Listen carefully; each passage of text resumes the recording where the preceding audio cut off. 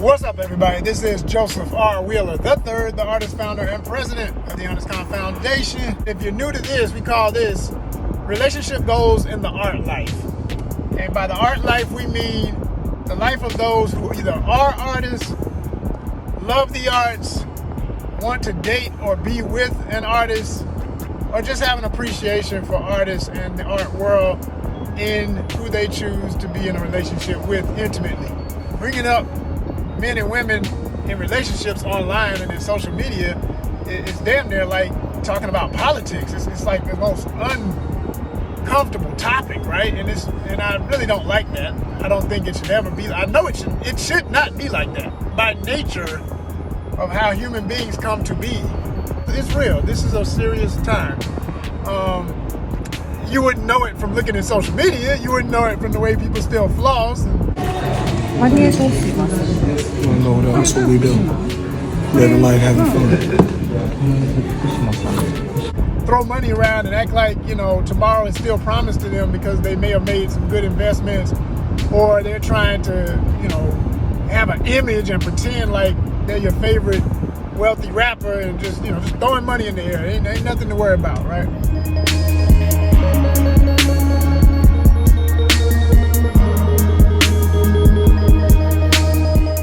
But on the reality side of life, folks is dealing with some serious stuff, all right? I watch Melli Monaco. Melli is a hoot. She's French. If you've never seen her show, she got a show called The Pineapple Show.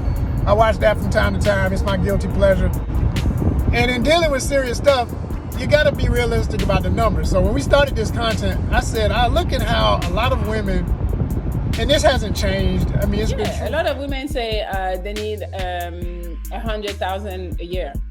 They need him to make 100,000 a year. Okay. Pop culture is nothing new, but the way it started to evolve into what we have now, I would say blame it on the late 90s into the early 2000s, especially up to where we are now. In the last 2 decades,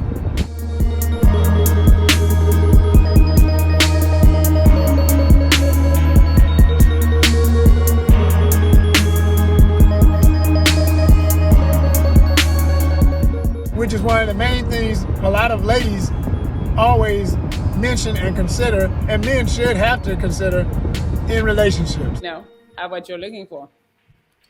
I mean, I feel like you definitely have to be on some kind of salary or something. If you're creative, that's cool too. But let's say, at least over 100,000 a year. But I'm cool with, someone that's working, that as long as they bring in an income.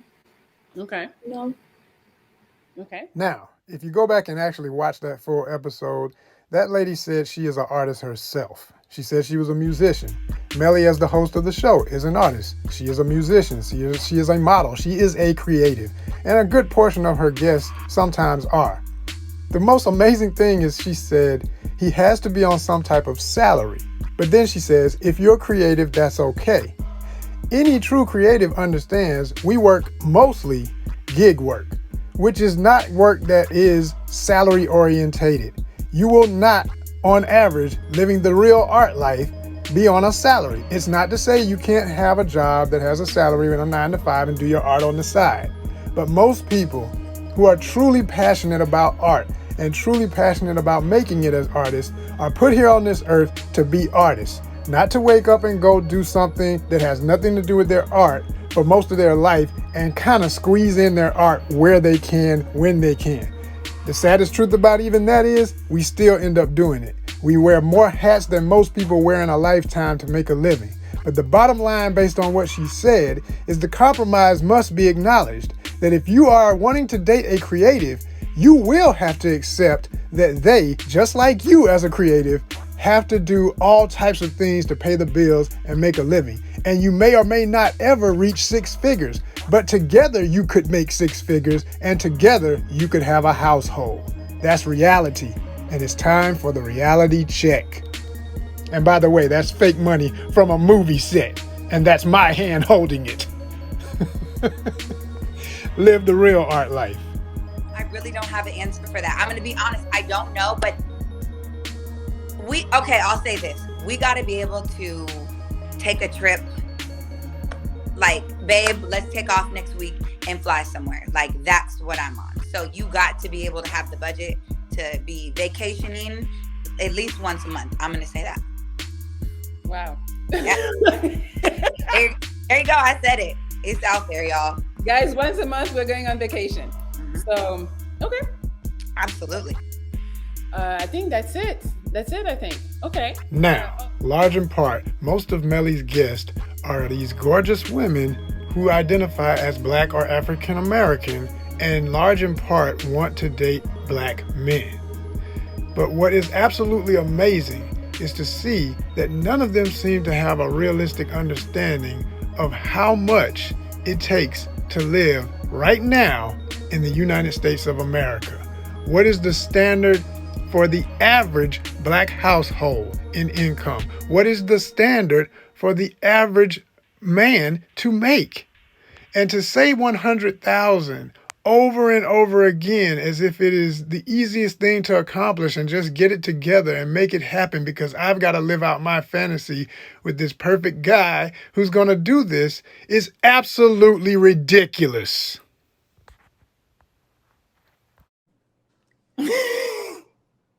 Yeah, I'm a prince. Do you like to be my queen?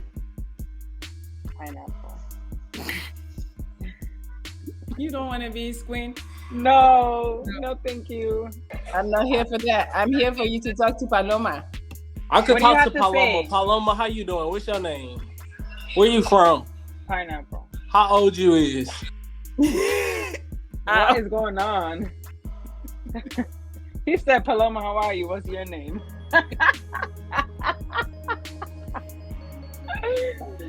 I usually can't make it through a whole show because the guys are so lackluster. The ladies are mostly beautiful, but if you get them about halfway through the show, especially if they got a little drink in them, because they'll have their little something on the side sipping most of the time, not all of them, but some of them. And then they'll start coming out with who they really are, and you'll realize, okay, you may have tried to give them certain points and think they're on the higher scale of being ladylike and really having high standards and ethics, and then you find out they got a too ratchet side. And the irony of that is, I think the kind of guys that sometimes call the show in mass reflect that. And they know these types of women, so they sniff them out and they come through like, yeah, take me as I am. I'm sorry, I ain't got nothing to offer. They're the epitome of the F-boys. And they're there for a reason because they know, hey, you talking all big, but you ain't that serious. They know, they can smell that. They can smell that farce, okay? And it's really sad to see it transpire.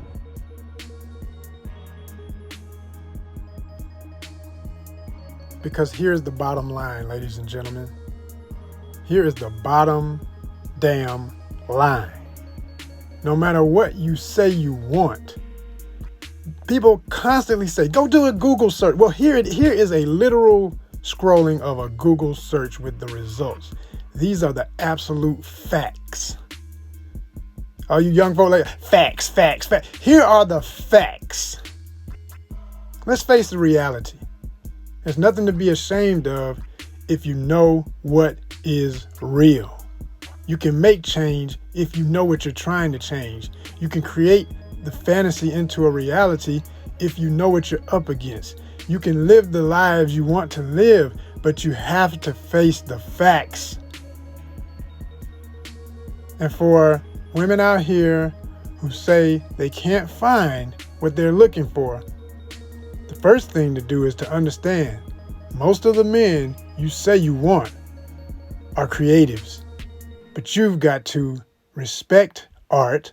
You've got to know what art is, and you have to support art and be about what it takes to be an artist, to get an artist. This is Joseph R. Wheeler III, and we've only just begun.